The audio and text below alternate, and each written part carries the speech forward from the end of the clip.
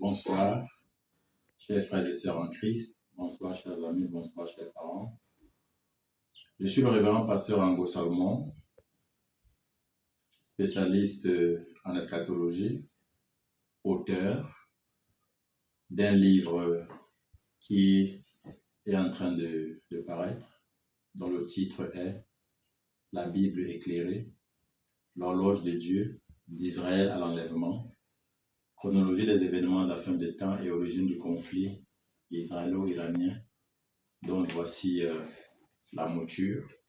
Un livre de plus de 512 pages qui parle de l'eschatologie, c'est-à-dire l'étude des événements de la fin des temps.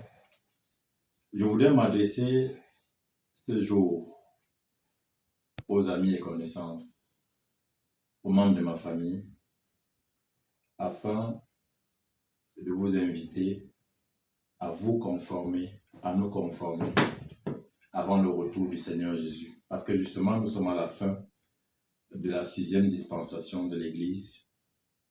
Et une dispensation étant entendue comme étant la révélation progressive de Dieu à l'homme concernant le mystère caché de Dieu. Et aujourd'hui, je voudrais que vous entretenir sur un chapitre de ce livre intitulé « L'enlèvement de l'Église du Seigneur Jésus et ses implications à travers le monde entier ». L'enlèvement de l'Église est un événement eschatologique où les croyants vivants et morts seront instantanément transportés à la rencontre du Seigneur dans les airs. Et le passage de référence, c'est celui de 1 Thessaloniciens chapitre 4, versets 16 à 17. Les implications de cet événement à travers le monde se faisant ressentir à plusieurs niveaux. Cette disparition soudaine des millions de personnes à travers le monde se fera en un clin d'œil, comme le dit l'apôtre Paul dans 1 Corinthiens chapitre 15,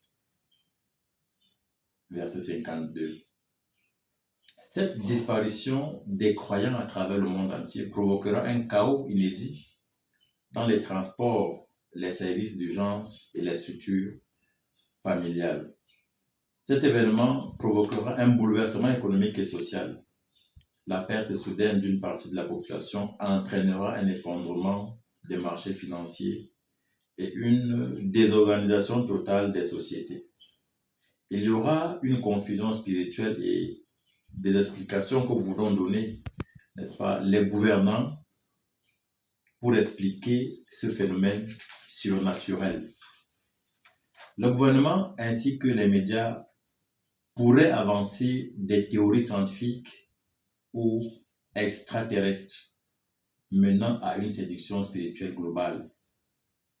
Ce sera le début également de la grande tribulation.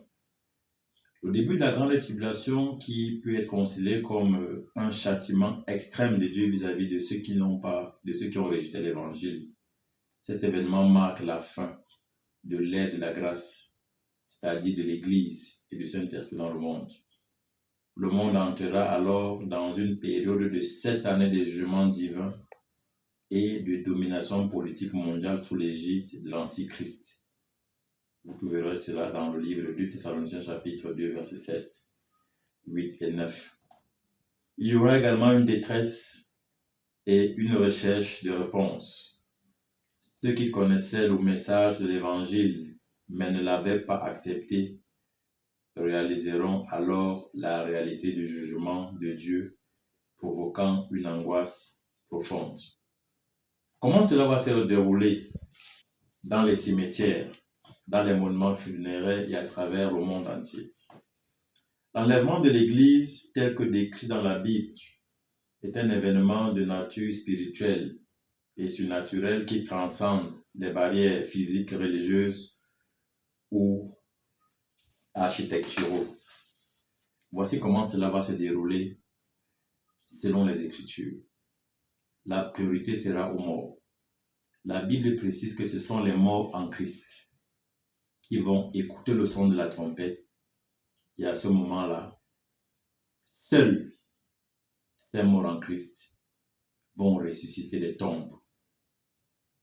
Dans les cimetières chrétiens, musulmans ou autres, peu importe l'endroit où un corps a été enterré, où le rite funéraire est pratiqué, si la personne est morte avec la foi en Christ, elle entendra l'appel du Seigneur Jésus-Christ. Si dans un cimetière, par exemple, où il y a eu 500 personnes enterrées, et que dans ce cimetière, il n'y a que 200 chrétiens, vivants et obéissant à la parole de Dieu qui ont été enterrés, sur les 500 personnes enterrées dans ce cimetière, seuls les 200 vont écouter le son de la trompette et seuls ces 200 vont ressusciter pour aller à la rencontre du Seigneur dans les airs. Car le Seigneur lui-même, d'après 1 Thessaloniciens chapitre 4, verset 16 à 18, descendra du ciel et les morts en Christ ressusciteront premièrement. Il convient de dire que l'apôtre Paul n'a pas établi un ordre protocolaire des leaders spirituels qui doivent enlever les uns après les autres. L'apôtre Paul n'a pas dit que c'est d'abord les évêques qui seront enlevés, ensuite les pasteurs, ensuite les évangélistes, les prophètes, les docteurs.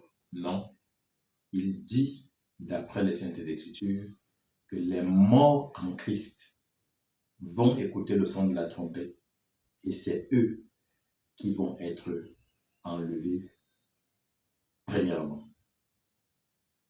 L'impuissance des obstacles physiques, caveaux familiaux ainsi que des monuments funéraires. La résurrection lors de l'enlèvement n'est pas une simple réanimation d'un cadavre physique, mais une transformation. Le corps qui sortira du tombeau sera incorruptible et glorieux. Les structures matérielles telles que les caveaux familiaux, les dalles de béton ou les monuments funéraires imposants ne pourront pas retenir un corps spirituel. Le corps est semi-corruptible, il ressuscite incorruptible. Il est semé corps naturel, il ressuscite corps spirituel. 1 Corinthiens chapitre 15, 42 à 44. Un processus instantané mondial.